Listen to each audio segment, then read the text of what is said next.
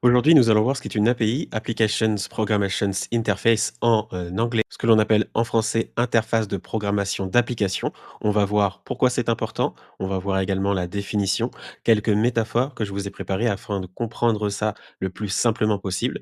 Et on finira sur une huitaine pour que je vous explique les API sur le nœud HTTP. Avant de commencer, je tiens à me présenter. Mon prénom, c'est Peter et j'ai plus de 12 ans de business developer derrière moi. Aujourd'hui, je suis consultant IA. J'aide donc les entreprises à structurer et à implémenter l'IA dans leur processus. Maintenant que vous me connaissez un peu mieux, je vous propose d'aller sur mon écran directement, que je vous explique ce qu'est une API. Donc, comme je vous le disais, une API, c'est une interface de programmation d'application en français. C'est une interface logicielle qui permet à deux applications de communiquer, d'échanger des données ou des fonctionnalités. Donc, une API expose des portes d'entrée, ce qu'on va appeler des endpoints en anglais. Et dans ces endpoints, vous aurez donc des règles claires. Donc, ces règles, c'est quelles données on peut demander, comment les demander et ce qu'on obtient en retour. Et donc, comment ça marche? Donc, ton application, elle va envoyer en fait ce qu'on appelle une requête, une query, donc une requête HTTP de type get, post, put, delete qu'on verra par la suite. Et ça, elle va l'envoyer à une URL API spécifique. Donc, du coup, si vous comprenez ce qu'est une URL, vous comprenez le système. Et donc, cette appel API, elle va ajouter des paramètres, des données, des filtres et surtout une clé API pour s'authentifier. Très important puisque ça nous permet d'avoir cette sécurité. Donc, vous allez avoir le serveur qui va traiter la demande et qui va renvoyer une réponse et c'est souvent en JSON.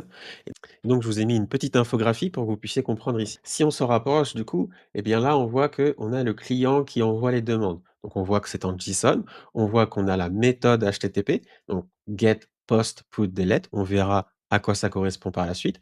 Et vous avez donc l'HTTP. Donc là, c'est l'URL HTTP où vous avez le serveur qui envoie les réponses. Donc, si on continue et que on veut tout simplement comprendre dans les détails. Donc là, vous voyez qu'on a API, API pour communiquer entre applications et services. On va donc, pour expliquer simplement, avoir une méthode HTTP. Cette méthode HTTP, on a donc get, post, put, delete. Qu'est-ce que c'est? Pour ça, du coup, je vais vous prendre une métaphore. On va être du coup un élève, on va s'appeler Bob. OK? Bob, du coup, c'est un élève. Et Bob, il va parler à son prof. Et donc, on va tout simplement commencer par get. Donc get, qu'est-ce que c'est? C'est consulter et récupérer l'existant.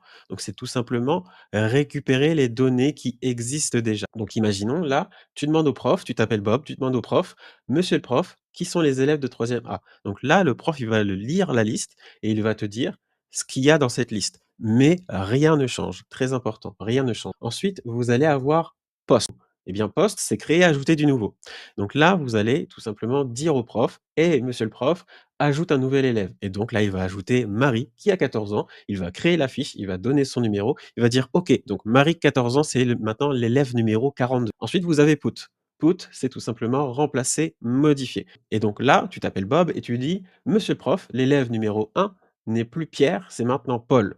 15 ans, adresse XYZ». Donc là, ce qu'il va faire le prof, c'est qu'il va jeter l'ancienne fiche. Donc là, il va effacer Pierre et il va mettre Paul, 15 ans, adresse XYZ à la place. Et ensuite, pour finir, vous avez delete. Donc delete, c'est supprimer. Donc là, vous êtes Bob et vous dites au prof: «Monsieur le prof, supprime l'élève numéro 42». Donc là, il va la rayer de la fiche. Vous vous rappelez que l'élève numéro 42, c'est Marie. Et donc Marie, 14 ans, elle sera rayée de cette fiche et elle va disparaître complètement. Voilà pour du coup les méthodes HTTP. Maintenant, si on prend le point d'accès, donc l'URL, donc où l'API est hébergée, je pense que vous commencez à comprendre. Donc très important, le point d'accès, c'est ce qu'on appelle aussi en anglais le endpoint.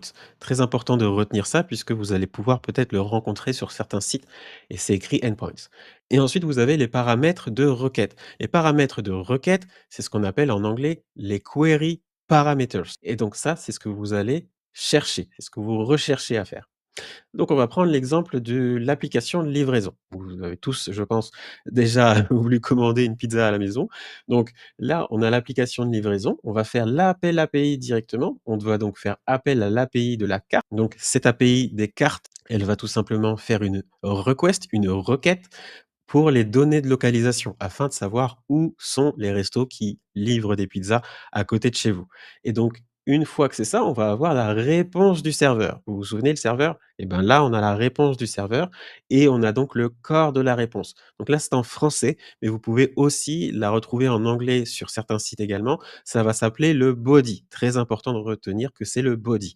Et donc, on va avoir le body qui va être tout simplement le message dans cette API. Et donc, on va ressortir cela directement en sortie JSON, XML. Aussi avoir le statut code, donc OK, qui va nous dire que la réponse est OK et donc on va avoir notre réponse dans notre application. Aussi simple que ça. Et donc maintenant, ce qu'on peut faire, c'est tout simplement aller sur des exemples concrets.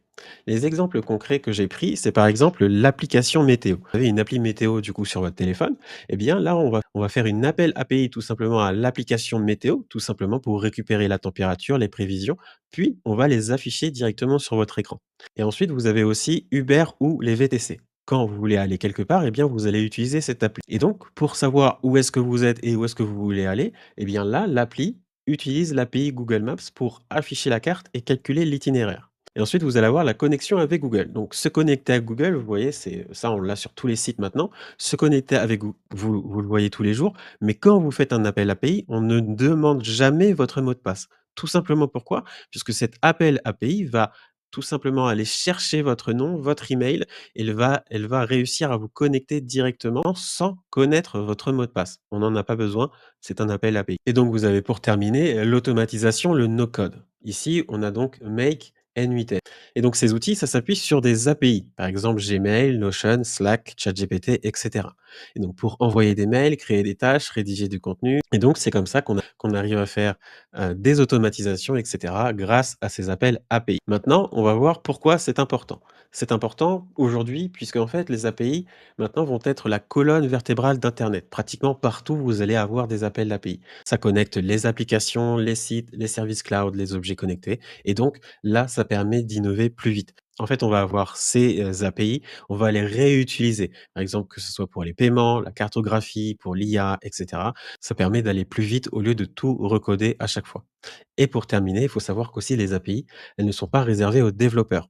Mais, avec toutes les automatisations et tous les outils no code qu'on a aujourd'hui, tout le monde peut profiter des API pour gagner du temps. Donc maintenant, ceci étant dit et je pense que vous avez compris l'importance des API, on va aller sur N8N directement que je vous montre un cas concret. On va prendre le nœud HTTP.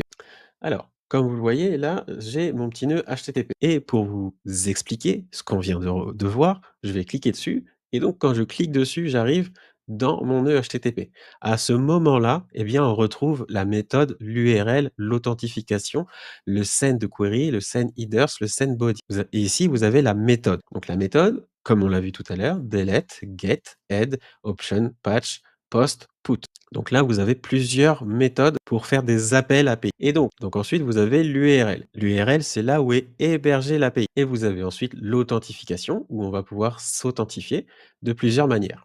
Ensuite, on va avoir le send query parameters. Donc là, c'est tout simplement la requête. Ensuite, on va avoir les send headers. C'est ici qu'on va s'authentifier. On va avoir l'authentique pour nous garantir cette sécurité. Et on va avoir ensuite le send body. Le body, ça va être un message JSON qui va tout simplement avoir des données à l'intérieur pour que nous puissions envoyer un message et qu'il soit compris dans les 2 sens. Alors, ce que je vous propose maintenant, c'est d'aller sur un site qui s'appelle Happify, que je vous montre un petit peu comment ça fonctionne. Donc ici, on est sur le site Happify. Donc Happify, si vous ne connaissez pas, c'est un site où on va pouvoir scraper toutes les données sur internet, littéralement tout ce qu'on veut.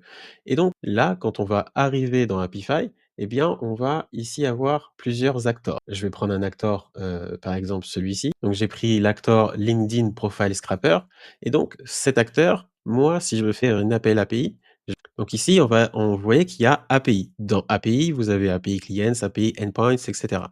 Moi, je vais aller dans API endpoints et vous voyez qu'il y a la méthode post, il y a la méthode get, il y a la méthode put, il y a la méthode delete.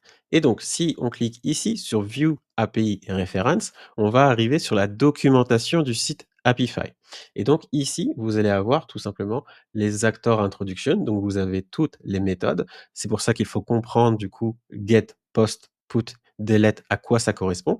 Et par exemple, si moi je souhaite créer un acteur, vous allez avoir tout le JSON. Donc ce JSON, c'est ce qu'on appelle une clé curl. La clé curl, ça va être toutes les données dont on a besoin pour faire cet appel API.